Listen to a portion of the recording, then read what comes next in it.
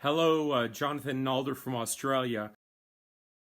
I wanted to answer the mail and answer those questions that you sent by email.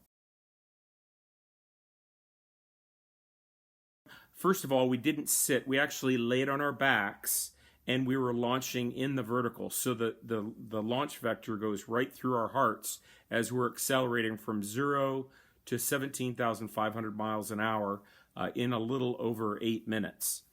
The moments leading up to the launch, a couple hours prior, we would enter the launch area site.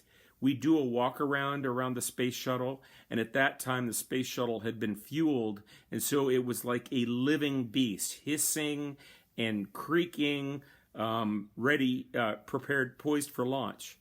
We'd go up the elevator to the 195-foot level. We'd walk across the gantry, make sure our suits were all good and that we had all the equipment with us that we wanted to take, and we didn't take anything with us that we wanted to leave behind, like any of the closeout crew members, for example. And then we'd wait for launch. The hatch was closed about an hour or so prior to liftoff, and then everybody would get out of Dodge. The closest human to a launch of the space shuttle was, I think, about 2.5 miles in a bunker. So we really did, isolate and protect the area around the space shuttle when it launched, because 7 million pounds of thrust can do some real damage to humans that would be in the area.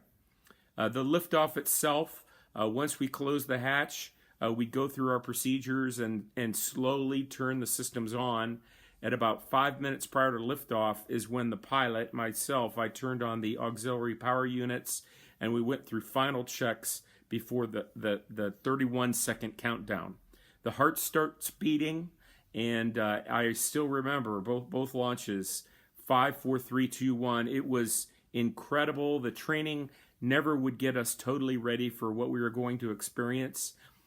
It was a sensory overload, acceleration, sound, light. My first launch was at night, and so it illuminated the Florida coast.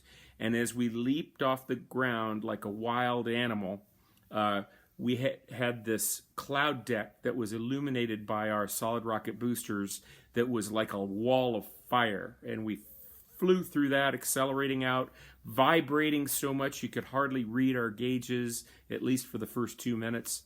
And then once we pressed through that wall of fire, it was clouds, so a very thin deck, then we were just in the depth of space.